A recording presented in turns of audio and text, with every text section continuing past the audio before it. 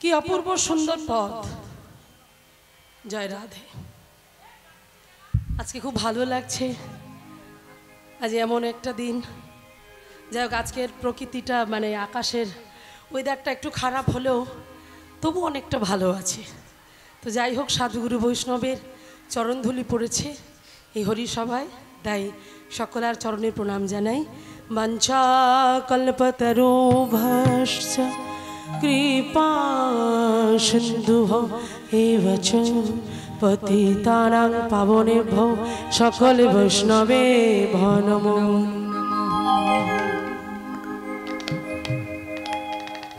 সবে শ্রোতা বৈষ্ণবে করি নমস্কার,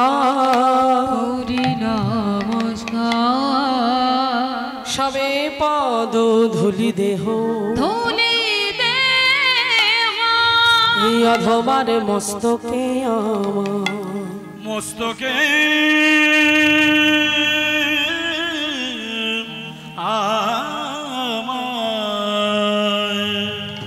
জানি। তাই সমবেত দুরাগত নিকটস্থ যে সকল সাধুগুরু বৈষ্ণব যে মহতি কীর্তন হরিসভায় উপনীত হয়েছেন, সকলার চরণে রইল আমার ভুল লণ্ঠিত দণ্ডবাদ প্রণাম। জয় রাধে, জয় রাধে। কথা বলবেন না, চলুন দেখুন। আজকে এই লীলার মাধ্যম থেকে আমরা জানতে পারবো, আমরা বুঝতে পারবো যে ভগবানকে পেতে গেলে জীবনে কি ছলাকলা করতে হয়, যেটা শ্রীমতী রাধারানী জগৎকে শিখিয়ে গেলেন। কারণ তিনি কারো বাড়ির স্ত্রী। মায়েরা রাস্তাটা ছেড়ে একটু নিচের দিকে আসুন না, এদিকে তো অনেক জায়গা পড়ে আছে, আপনারা সরে সরে আসুন। রাস্তা ছেড়ে দিন, রাস্তাটা রাখুন যাতে মানুষ যেতে পারে। হ্যাঁ, আপনাদের হরিসভা, আপনারা মানিয়ে নিয়ে সবাইকে নিয়ে বসতে হবে আপনাদেরকে, তাই একটু সরে সরে আসুন। এখানে তো অনেক জায়গা, কেন আপনারা এইভাবে উঠে বসে থাকবেন? সরে আসুন, আরও সরে আসুন, নিচে নেমে আসুন। হ্যাঁ, নামতে হবে। উপরে বসে থাকলে ভগবানকে পাওয়া যাবে না। ভগবানকে পেতে গেলে নামতে হবে, না নামলে কি করে পাবে? ধুলা নিতে হবে না? নিচে আসুন, হরি বল, জয় রাধে। তাই আজকে দেখুন, আজকে ছলাকলার আশ্রয় নিল, ছলনার মাধ্যম দিয়ে ভগবানকে কিভাবে পেতে হয় সেটা আজকে শ্রীমতী রাধারানী সূর্য পূজা লীলার মাধ্যম দিয়ে জগৎকে শিক্ষা দিয়ে গেল যে সূর্য পূজাটা নামেই মাত্র, ওটা ছলনা। মেন উদ্দেশ্য হলো, মূল উদ্দেশ্য হলো গোবিন্দ চরণ পাওয়া। আর সেই চরণটা কিভাবে পেতে গেলে কি ছলা করতে হয় সেটা আজকে তিনি বুঝিয়ে দিয়ে গেলেন। মায়েরা, আপনাদেরকে বলি, যখন দেখবেন আমাদের একটা কোনো কিছুর প্রতি লোভ এলো, একটা ভালো শাড়ি দেখতে পেলাম দোকানে, সেই শাড়িটা কেনার জন্য আমার বাসনা জাগলো, বা একটু ভালো গহনা কেনার জন্য বাসনা জাগলো, তখন আমি কি করলাম, আমার স্বামীকে না জানিয়ে তার মানি ব্যাগ থেকে যখন আমি টাকা নিলাম, সেটাকে কিন্তু চুরি করা বলে। সেই টাকাটা নিয়ে চুরি করে আমি ওটা কিনলাম, স্বামী কিন্তু জানতে পারলো না, ওটা কিন্তু অপরাধ। কিন্তু যদি আপনার স্বামীর মানি ব্যাগ থেকে টাকা নিয়ে আজকে যেই হরিসভা, এই যে হরিসভা, এই যে নাদুরিয়া দক্ষিণ পাড়া, এই হরিসভায় আপনি কীর্তন শুনতে আসার সময় চিন্তা করলেন স্বামীকে বললেও তো স্বামী দেবে না, আমার ইচ্ছা আজকে আমি হরিবাসরে 1000 টাকা দান করব গোবিন্দ সেবার জন্য। এখন 1000 টাকা যদি আমার স্বামীর কাছে ভালোভাবে বলতে যাই, সে হয়তো আমাকে দেবে না। তো আমার গোবিন্দকে আমি ভালোবাসি, গোবিন্দ আমার প্রাণ, গোবিন্দ আমার জীবন, তাকে দিতেই হবে, কিন্তু স্বামীকে বললে দেবে না। তাহলে আমাকে ছলনার আশ্রয় করতে হবে, চুরি করতে হবে। হ্যাঁ, তাহলে কোন স্বামীর জন্য আপনি করছেন? জগৎ স্বামীর জন্য করছেন। আর জগৎ স্বামীর জন্য যদি আপনি 1000 টাকা, 1500 টাকা, 2000 টাকা চুরি করে যদি আপনি গোবিন্দ সেবার জন্য এই হরিবাসরে কমিটির দাদা ভাইদের হাতে তুলে দিতে পারেন যে দাদা ভাই আজ আমি গোবিন্দ সেবার জন্য আমি 1000 টাকা কি 2000 টাকা আমি তুলে দিলাম, তুমি গোবিন্দের কাছে জানাও, আমার অন্য কিছু চাই না, যেন গোবিন্দ চরণে আমার মতি থাকে। এই ভাবটা নিয়ে যদি আপনি চুরি করেন তাহলে কিন্তু এটা অপরাধের মধ্যে ধরা হবে না। কিন্তু নিজের কামনা বাসনাকে পূর্তি করার জন্য যদি আপনি আপনার স্বামীর মানি ব্যাগ থেকে টাকা নেন, ওটা কিন্তু অপরাধের মধ্যে ধরা হবে। কিন্তু ভগবানের জন্য করলে ওটাকে ধরা, ওটা ছাড়। আর সেই জন্যই আজকে রাধারানী বললেন চুরি করা ভালো, তবে জগৎ স্বামীর জন্য চুরি করো, জীবনে শান্তি পাবে, জীবনে আনন্দ পাবে। হ্যাঁ, তাই আজকে এখানে আরো একটা কথা মনে পড়ে যায়, কত বলবো, সময় তো আমার বাধা। তার মধ্যে আবার এখানে যারা সূর্য পূজা করবে, এখানে দানের ব্যাপার আছে। তো যাই হোক, চলুন সেই লীলার, সূর্য পূজার লীলার গৌরচন্দ্রিকা আমরা ছোট করে শ্রবণ করব, যতটুকু হবে সেইভাবে আমরা সংক্ষেপে বলে যাব, একেবারে সরাসরি লীলার মধ্যে প্রবেশ করব। তাই আজকে গৌরচন্দ্রিকায় আমরা আস্বাদন করছি, যেখানে বলছি হেমশয়ে অতি গোরা সুমধুর হাসোত্থরা জগজন নয়ন আনন্দ। হেমশয়ে সোনার সঙ্গে, আমার গৌর হরির রূপটাকে সোনার সঙ্গে তুলনা করছে। সোনার থেকেও আরো উচ্চতর, হেমশয়ে সোনার থেকেও উজ্জ্বলতম উজ্জ্বল। হেমশয়ে অতি গোরা, যারা হাসিটা সুমধুর হাসো থোরা থোরা, মৃদু মৃদু হাসি। আর তিনি যখন হাসে তিনি নিজে আনন্দ পায়, আর জগজন যখন তাকে দর্শন করে জগজন নয়ন আনন্দ। ওই জন্য বলছে জগৎজনের নয়ন আনন্দ, তার অপূর্ব সুন্দর যে শোভা দর্শন, তার যে রূপ লাবণ্য, রূপ মাধুরী, বলছে যে দেখেছে সেই তো জানে, আনে জনে জানবে কেমনে। সেই রূপ যে দেখেছে, ওই রূপে যে নয়ন দিয়েছে সেই তো জানে, আনজনে তো জানতে পারবে না। আমরা তো কেউ এইভাবে ভালোবাসতেই পারিনি, কেউ এমনভাবে আকুলতা ব্যাকুলতা দিয়ে, প্রেম দিয়ে, প্রীতি দিয়ে, অনুরাগ দিয়ে, ভক্তি দিয়ে, ভাব দিয়ে, ভালোবাসা দিয়ে কখনো কোনোদিন আমরা তার কাছে তো যাইনি। যে গেছে সে জানে, তাকে যে একবার ভালোবেসে ফেলেছে না, আর অন্য কিছুর প্রতি তার আর মোহ থাকে না, তার আর মায়া থাকে না, যদি ভালোবাসাটা বাসার মতো হয়। বিষ্ণুপ্রিয়া যখন সুরধ্বনি গঙ্গায় গিয়ে জল আনতে গিয়ে গৌরূপে নয়ন দিল, আর নয়ন দিয়ে সে মাকে বলছে, মা পার্থিব জগতের কলসিটা হয়তো আমার ভেসে গেছে, কিন্তু আমি দুটো নয়ন কুম্ভ ভরে নিয়ে এসেছি। ওই রূপে নয়ন দিয়ে কাঞ্চনা যখন জিজ্ঞাসা করছে তুই কাকে দেখলি, তখন বলল আমি তো গৌর রূপে নয়ন দিয়েছি। বলল দুর্গা পুজো করা ভালো, কালী পুজো করা ভালো, মনসা পুজো করা ভালো, ওরা বছরে একবার আসে, ডিজে বক্স বাজিয়ে নাচ গান কর, বিসর্জন করে দে, আসছে বছর আবার হবে। কিন্তু যে গৌরকে তুই ভালোবেসেছিস, ও যদি একবারে হৃদয়ে জুড়ে বসে যায়, ঠিক যেমন বৃষ্টির জল যখন শুকনো মাটিতে পড়ে মাটিটা যখন ভিজে যায়, সেই ভিজে মাটির উপরে যদি একটা পাথরে গিয়ে আটকে যায়, রৌদ্রের তাপ পেতে পেতে পেতে পেতে ওই মাটি আর পাথরটা জমাট বেঁধে এক হয়ে যায়, তাকে যেমন তুলতে কষ্ট হয়, তাই এই হৃদয়ের রূপ কাঁদায়, ওই বৃষ্টির রূপ, প্রেম রূপ নয়নের জলের বৃষ্টি যখন পড়বে না, ওই বৃষ্টির জলে যখন আমার গৌর রূপ নুড়ি এসে এইখানে জমাট বেঁধে যাবে, এইখান থেকে তোলা যে কত মুশকিল। যার ডুবেছে, যার পুঁতে গিয়েছে সেই জানে, আনজনে জানতে পারবে না। সেই জন্য মায়েরা শুধুমাত্র একটাই বস্তু দিয়ে তাকে সন্তুষ্ট করা যায়, সেটা হচ্ছে চোখের জল, শুধুমাত্র চোখের জল। তাই তো পদকর্তা বললেন, আহা আপনাদের মতো ভক্তদের সামনে একটু ভাবের পদাবলী যদি না গাইতে পারি, নিজেও সুখ পাবো না, আর আপনাদেরও আমি সুখ দিতে পারবো না। তাই ভগবানের কাছে প্রার্থনা করে বলবেন, প্রভু তুমি ছাড়া জগতে আমাদের আর কেউ নাই। আপন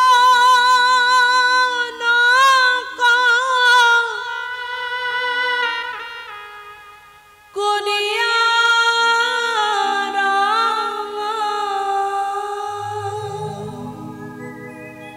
চরণে রাখি হো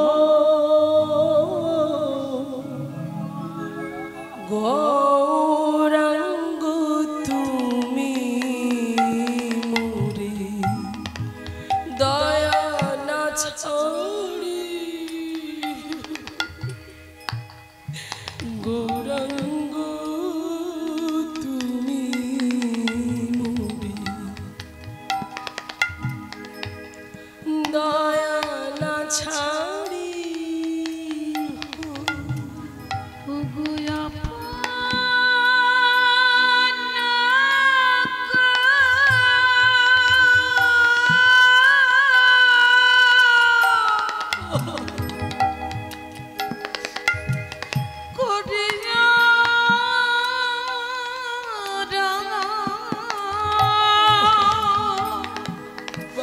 তোমার চরণে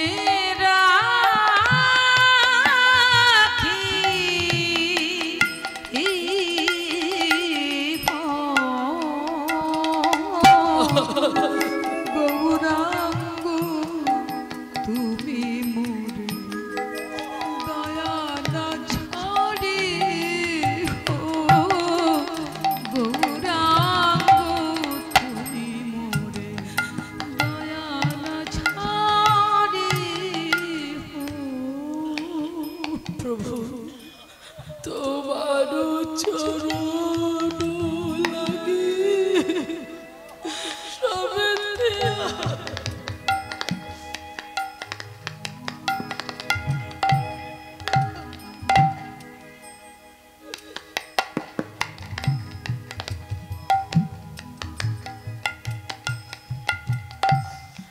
সবেতে আগিনো শীতল চরণ পাইয়া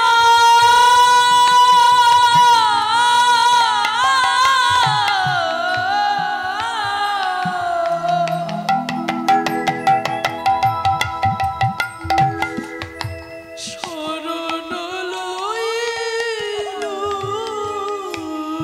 তোমার চরণ গৌর হরি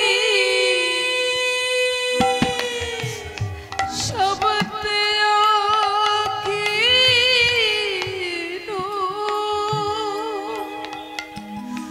গৌরে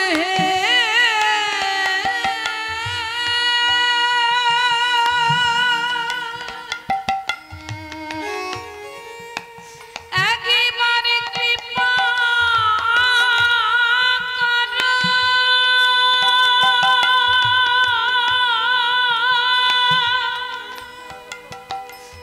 একবারে করুণা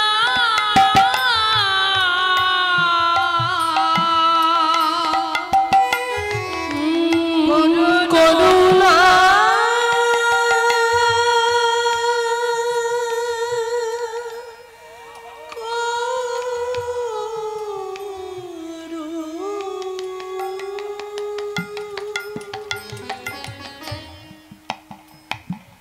চিন্তা করে দেখুন এই জগতের সংসারে একজনই আছে যার কাছে গেলে আপনি শীতলতা অনুভব করতে পারবেন, যার চরণ ধরলে আপনি চির শান্তি পাবেন, চির আনন্দ পাবেন। যার কাছে যাবেন পার্থিব জগতে সবার কাছে গরম, সবার কাছে আগুন, সবার কাছে তাপ। এইটা হলো স্বার্থের জগৎ। স্বার্থ ছাড়া কেউ একটা মুহূর্ত বোঝে না বাবা। সবাই ভাবে আমার ছেলে, আমার বাড়ি, আমার মেয়ে। তুমি যতই করো না কেন, দিনের শেষে যখন একটু শান্তি পাওয়ার জন্য বাড়িতে আসবে, একবার স্ত্রী বলবে তুমি সংসারের জন্য কি করেছো, ছেলে বলবে তুমি আমার পড়াশোনার জন্য কি করেছো, ভবিষ্যতের জন্য কি করেছো, তখন মনে মনে হবে হায় রে এতদিন তাহলে কাদের জন্য করলাম। যে সময়টা তুমি সংসারের জন্য দিয়েছো তার কিঞ্চিত সময় যদি তুমি গৌর হরির কাছে গিয়ে দিতে, আমার রাধা গোবিন্দের চরণ দুটো জড়িয়ে ধরে কাঁদতে, দেখতে তোমার হৃদয় শীতল হয়ে যেত, তোমার সকল দুঃখ নিবৃত্তি হতো, সকল জ্বালা জুড়িয়ে যেত। সেই জন্য আমরা তো মূর্খ, আমরা অজ্ঞ। আমরা মনুষ্য দেহ পেলে কি হবে, আমরা মানুষ হয়েছি বটে, কিন্তু মানুষের কর্তব্য পালন করতে পারিনি। তার সঙ্গে আমাদের যে সম্পর্ক, সেই সম্পর্কটা আমরা ঠিক রাখতে পারিনি। তাই ভক্তিবিনোদ ঠাকুর একটা জায়গায় বলে গেছেন না, ভুলিয়া তোমারে সংসারে আসিয়া পেনা না বিধ ব্যথা, তোমারি চরণে আসিয়াছি আমি, জানাবো দুঃখের কথা। ভুলিয়া তোমারে সংসারে আসিয়া পেনা না বিধ ব্যথা। কি বলে গেছে? তাহলে ভুলিয়া তোমার সংসারে আসিয়া পেয়ে নানাবিধ ব্যথা, তোমারই চরণে আসিয়াছি আমি, হ্যাঁ, জানাবো দুঃখের কথা। তাই যখন তোমাকে ভুলে আমি সংসারটাকে আগড়ে ধরলাম, এই সংসারটাকে ভালোবাসতে লাগলাম, এই সংসারকে ভালোবাসতে গিয়ে আমি দুঃখী হয়ে পড়লাম। কিন্তু যাকে ভালোবাসার কথা ছিল তাকে ভালোবাসা হলো না। সেই জন্যই তো বাসুদেব ঘোষ কথা বলে দিচ্ছেন, একুলে উকুলে দিনতিলাঞ্জলি রাখি চরণে মোরে,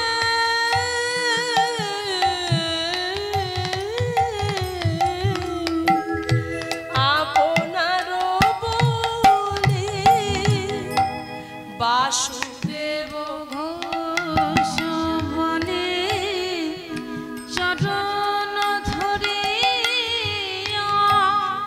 কৃপা করে দেহ মোরে,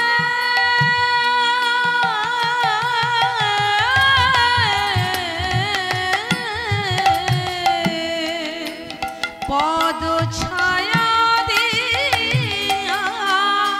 বাসুদেব ঘোষ বলছে, কৃপা করে তোমার পদ ছায়া আমাকে দাও। আমি অতি অধম, আমি জ্ঞানহীন, আমি মূর্খ, আমি তোমার চরণটা পেতে চাই গৌর হরি। আমি যদি কখনো কোনোদিন ভুল করে তোমার চরণটা ছেড়ে দিই, তুমি যেন আমার হাতটাকে সরিয়ে দিও। তাই বাসুদেব ঘোষ কাঁদতে কাঁদতে মহাপ্রভুকে জানিয়ে বলছে, প্রভু তোমারই চরণ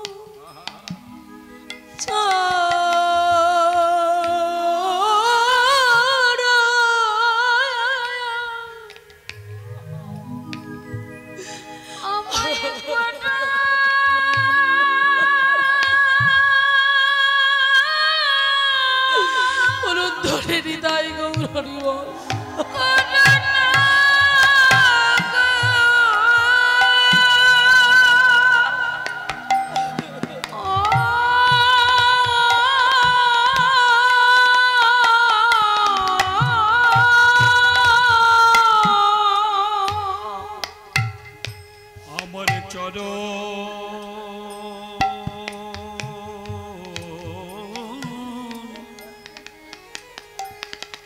চরণ ছাড়া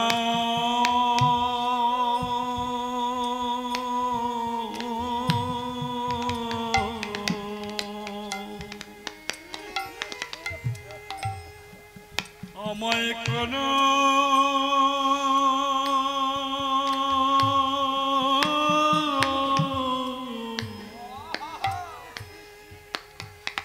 করোনা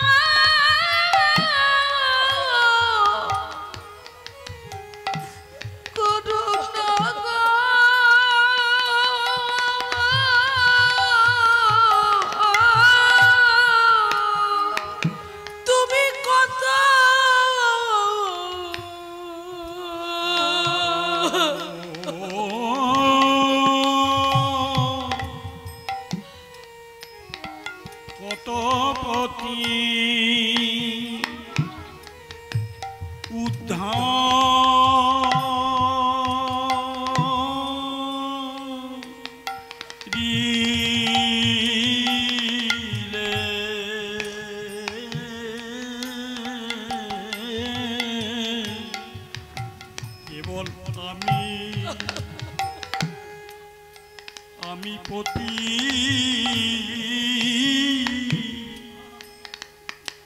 রইলাম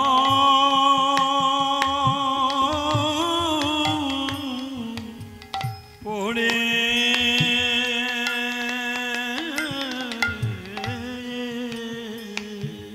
তুমি কত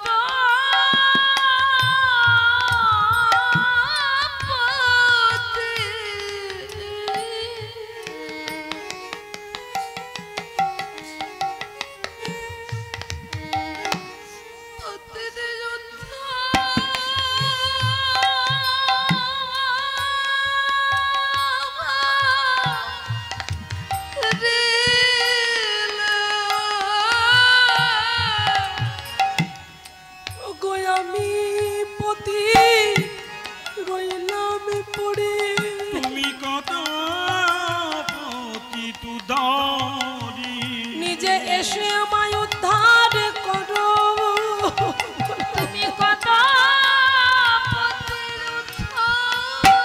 বহু আশায় আশায় বসে আছি, কত পতি উদ্ধারি আমার জীবন সূর্য ডুবে গেল।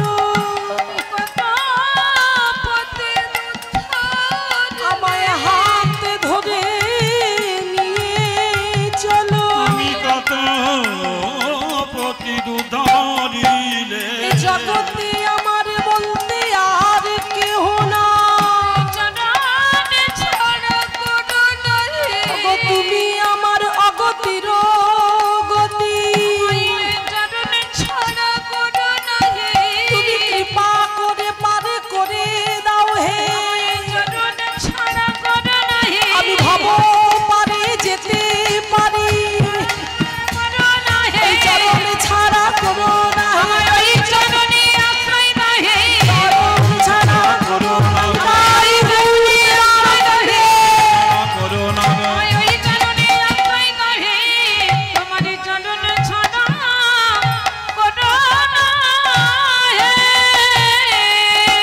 বাসুদেব ঘোষ বলে চরণ ধরি কৃপা করে দেহ মরে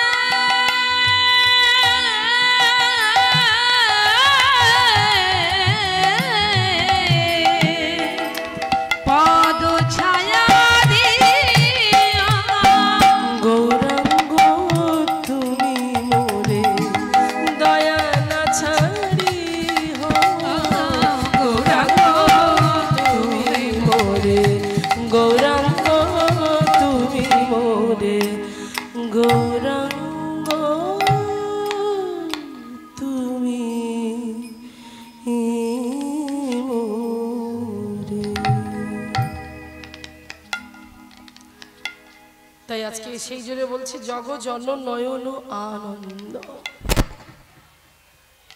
যে দেখছে যেভাবে দেখছে তার মনে আনন্দ হচ্ছে। তাই সেই জন্য পদকর্তা কলম দিলেন, মানে শুধু সেতু তার হাসিটা শুধু দেখলে হবে না, আরো কি জানো বলে শোনো। বলে পিরিতির রতি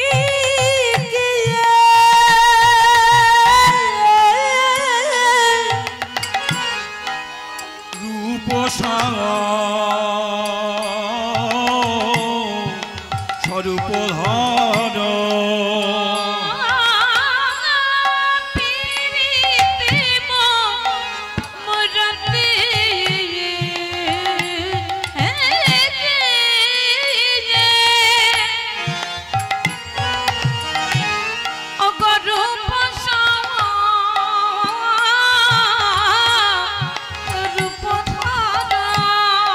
আবার ওই চন প্রতি অঙ্গ বন্ধ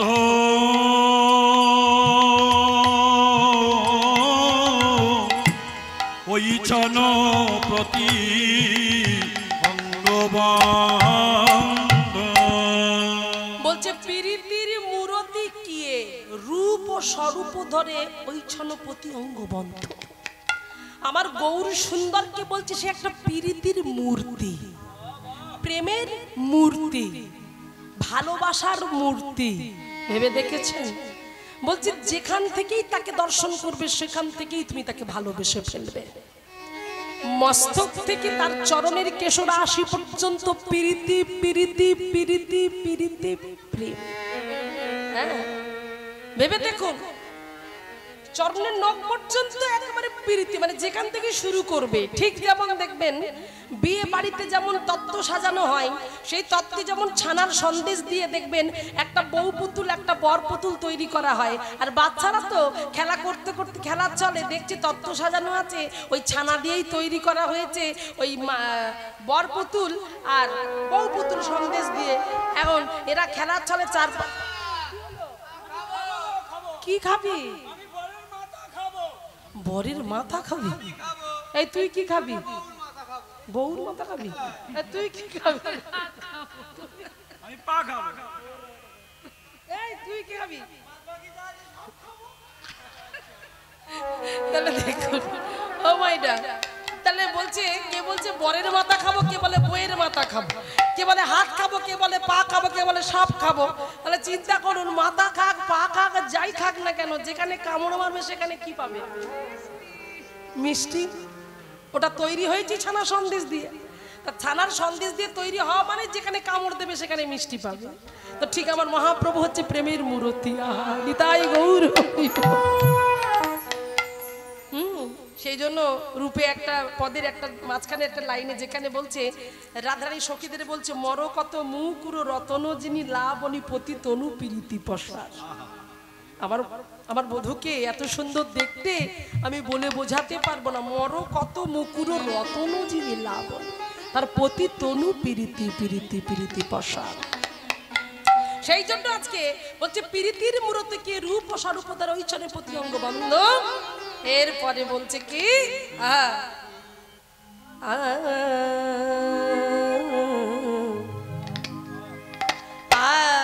আজু দুঠুকি কি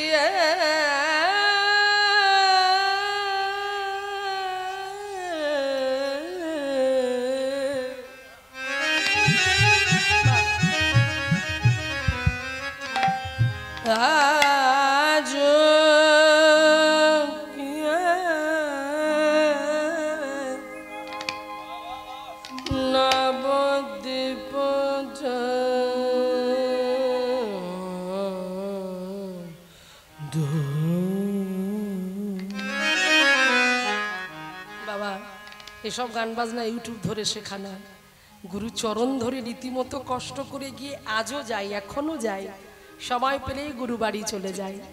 হ্যাঁ, এখন তো হয়েছে বাবা ইউটিউব গুরুদেব, এই যে ইউটিউব বসেছে দেখছো, মেলা বসেছে। এখন এই ইউটিউব দেখে কিছু কিছু কীর্তনিয়ারা নতুন প্রজন্ম যাদের আমরা চিনি না, এখন কি বলবো, সেই সমস্ত ছেলেমেয়েরা এখন ইউটিউব দেখে কীর্তন শিখছে। এখান থেকেই 3 ঘন্টা 3.5 ঘন্টা পেয়ে যাচ্ছে।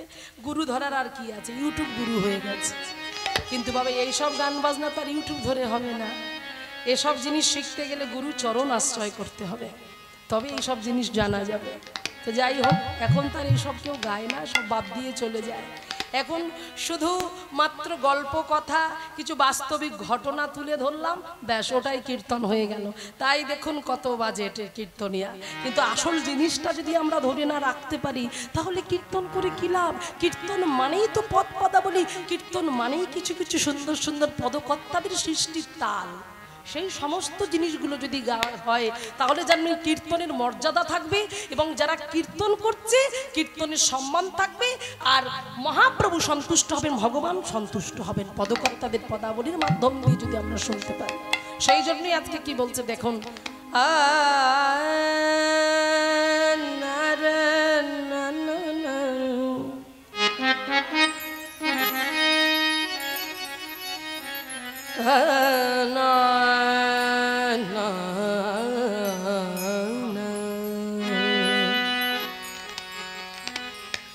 আজ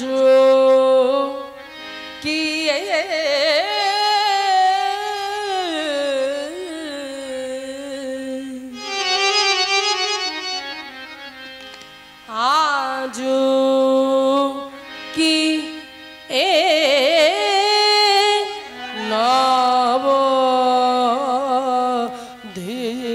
দীপ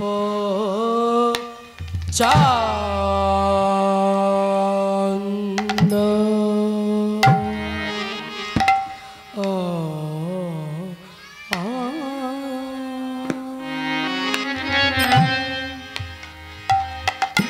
आजू किए आजू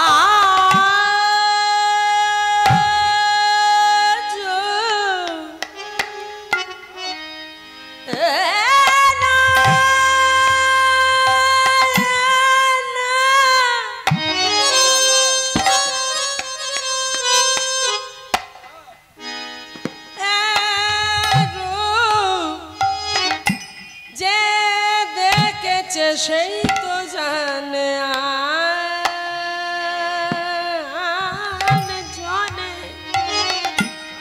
আনে জনে জানবে কেমন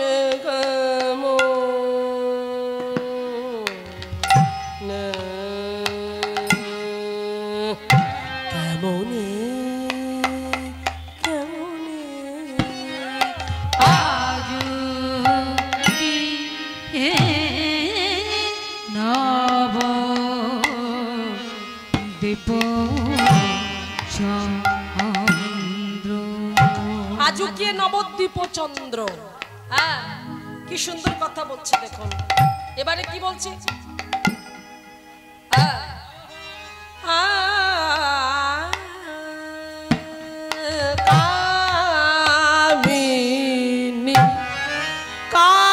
কামিনী কাম কলিত ছো মানস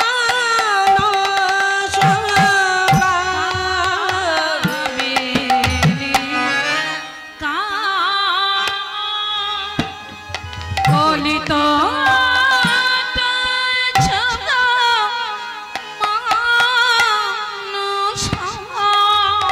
মহাপ্রভু কীর্তন করতে করতে হঠাৎ করে যে আজুকিয়ে নবদ্বীপ চন্দ্র সঙ্গে সঙ্গে ব্রজভাব বা রাধা ভাবে ভাবিত হয়েছে। হ্যাঁ, কামিনী মানে নারীকে বোঝাচ্ছে, নারী জাতিকে বোঝাচ্ছে। কামিনী কাম কলিত তছু মানুষ। এবার দেখুন, রাধারানী ঠিক যেমন করে সূর্য পূজা করতে যাবে বলে তার সখীদেরকে সঙ্গে নিয়ে যে ভাবটা তার মধ্যে প্রকাশ ঘটেছিল, সেই ভাবের প্রকাশ ঘটছে মহাপ্রভুর মধ্যে। মহাপ্রভু আজকে নিজেকে রাধারানী ভাবছে, আর রাধারানী ভেবে ঠিক হিন্দুস্তানি মেয়েরা মাগো কেমন করে আঁচলটা কোন দিকে করে, আমাদের বাম দিকে থাকে মেয়ে, ওই হিন্দুস্তানি মেয়েদের কোন দিকে থাকে? ডান দিকে তারা আঁচল করে না, এই যে ডান দিকে ঠিক এইভাবে আঁচলটা করে।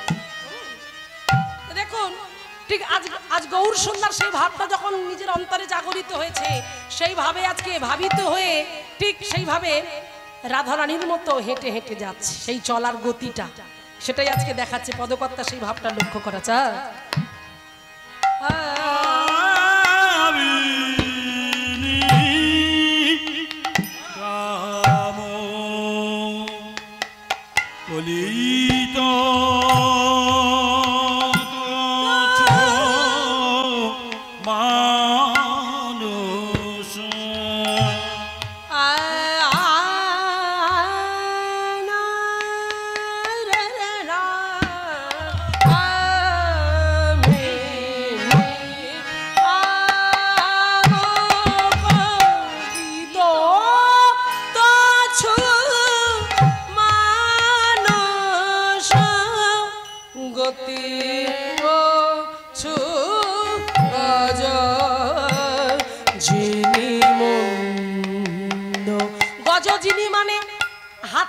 হাতির সঙ্গে তুলনা করছে, বলছে রাধারানী যে চলাটা ছিল, হাতি কি তাড়াতাড়ি ছুটতে পারে মাইরা? ধীরে ধীরে যায়। এই পাশে বসে ঘুমাচ্ছে কেন? এই সকালবেলা ঘুম কিসে? হরি বল। রাধে এখন অনেক বাকি ঘুমানো, সবে তো শুরু হলো। হ্যাঁ, গতি হচ্ছে গজজিনী মন্দ। এই যে হাতির মতো চলন, ধীর গতিতে হাঁটা, আর সেইভাবে আজ গৌর সুন্দর রাধা ভাবকে ভাবিত করে ঠিক সেইভাবে হাঁটছে। তাই পদাবলী এখানে কি সুন্দর দৃষ্টান্ত দিচ্ছে দেখো। গতি গজজিনী মন্দ আজি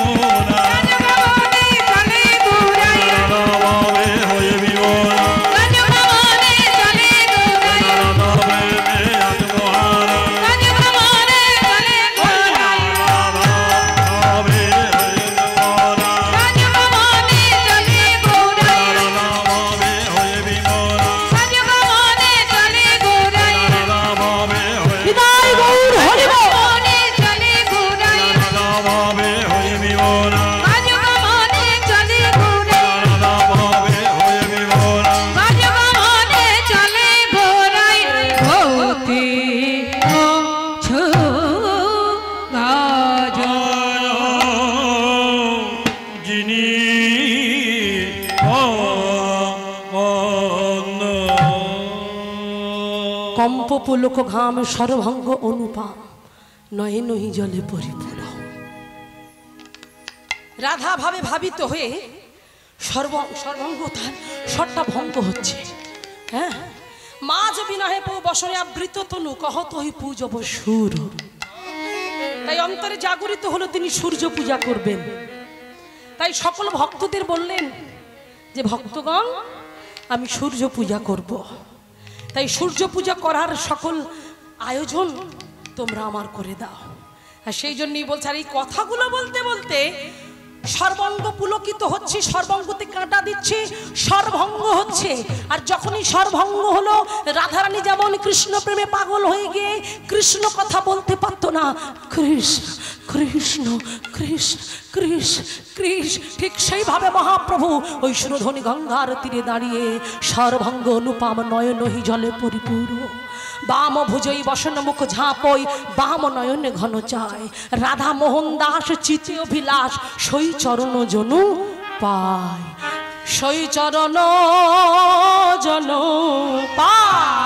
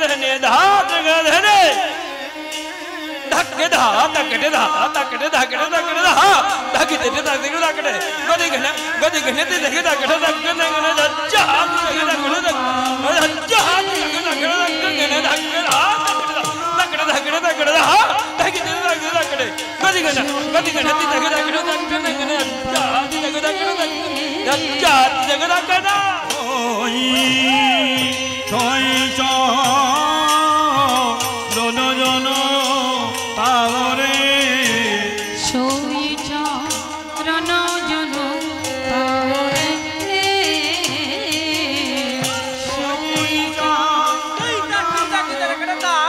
রাখে রাখে টপ দা দেই তাকি দা দিতে রাখে কি তে সই চা দা দা না ঝান দা দা না ঝান দা দা দা দেনে